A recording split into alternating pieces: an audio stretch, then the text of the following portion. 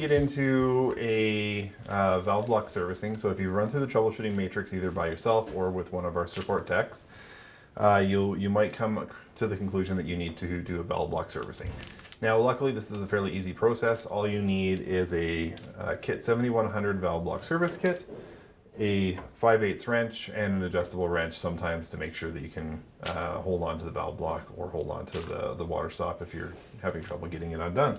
And then the 5/64th Allen key that you get with all of the Tapmaster products to do the valve block service. So what we're going to do is we're going to open up the cabinet, we're going to turn off the water and take those valve blocks out. So the first thing we're going to do is turn off the water shutoff valves, make sure that we don't have any leaks. Don't want to spray water everywhere. And then we are going to disconnect the Tapmaster valve blocks from the faucet risers and the water shutoff valve.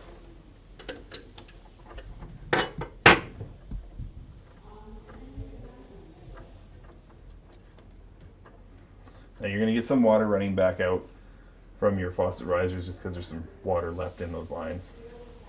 That's normal.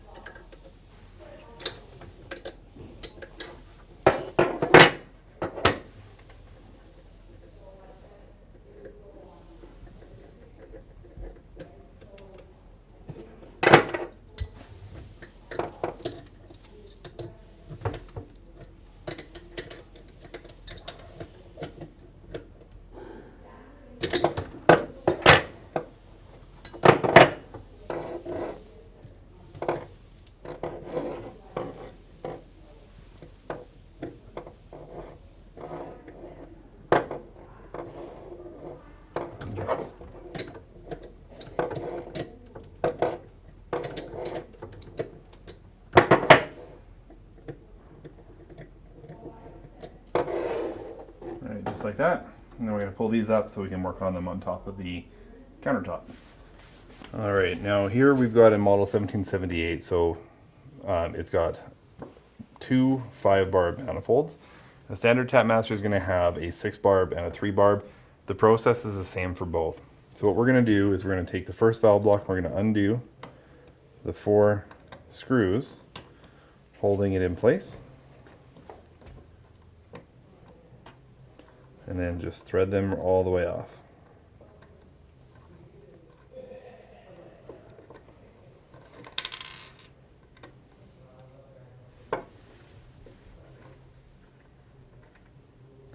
Now, if you damage any of these screws, we do send a couple of spares with the kit in case you lose one or damage one when you're unthreading it.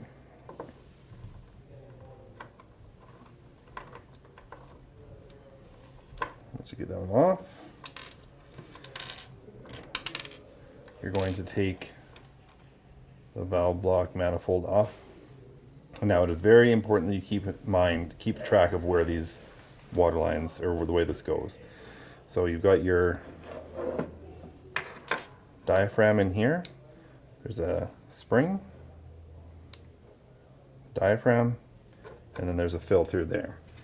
So now this filter can sometimes become clogged through use if you've got dirty water supply or somebody's been doing water work on your building.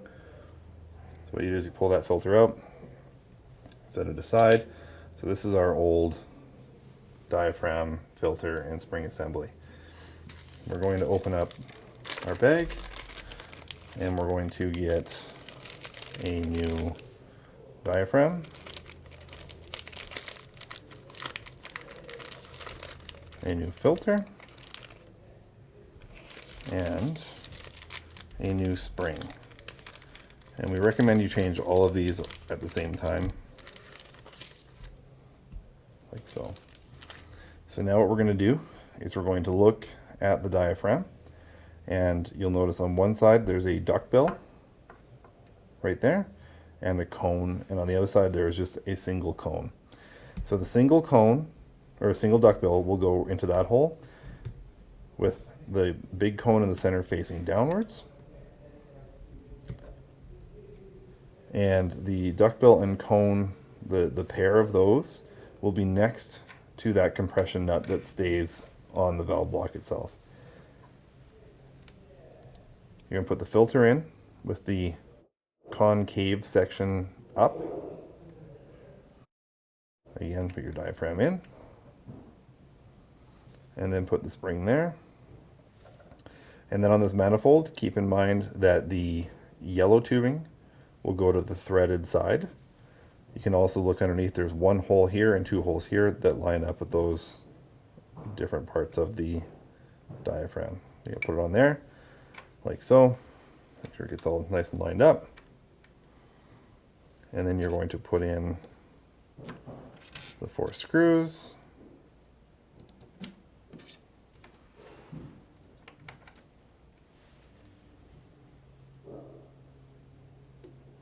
Like so.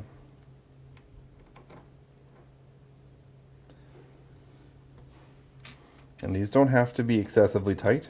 They can be, tighten them down until they're snug, and then give a quarter turn. Again, tighten it down until it's snug, and give a quarter turn. And that is as tight as this needs to be. Like so. The other valve block is the exact same process. We're not going to go through that here. Now we're going to go back underneath and reinstall these. We're going to reinstall these valve blocks after we've replaced that diaphragm in there. I'm going to go in. Hot side first. Cold side first works too. It's up to you. Get it nice and snug on there as much as we can. I'm going to turn that way so we can see the serial number if we need to. Reconnect that one.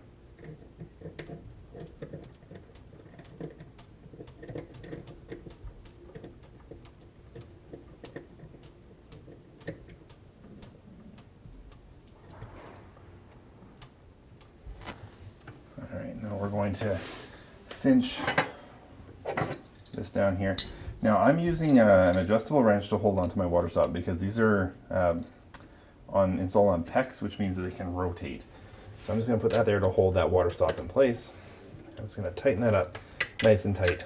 If you get leaking coming from the union between your water stop and your valve block, just try doing that. Hold that in place while you tighten it up nice and tight.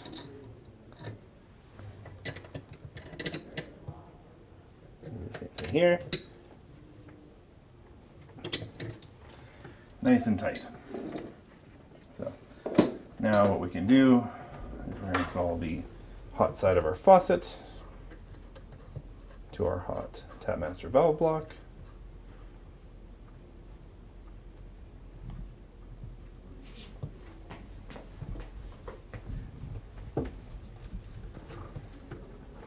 Same thing with the cold side.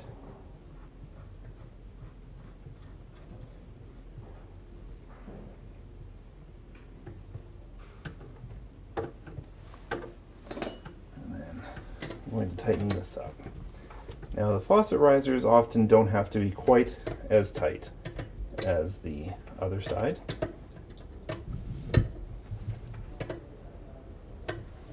But you do want to make sure you tighten it up until it at least feels snug.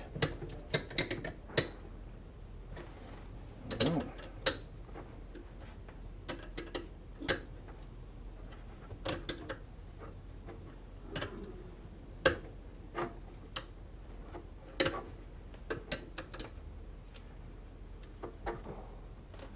There. All right, we're going to turn our water stops back on. So you're just going to turn those stops so that they're in line with the water lines. Just just like so. If the water turns on briefly while you do that, that's normal. It's just the system repressurizing. And that is that. We're all done.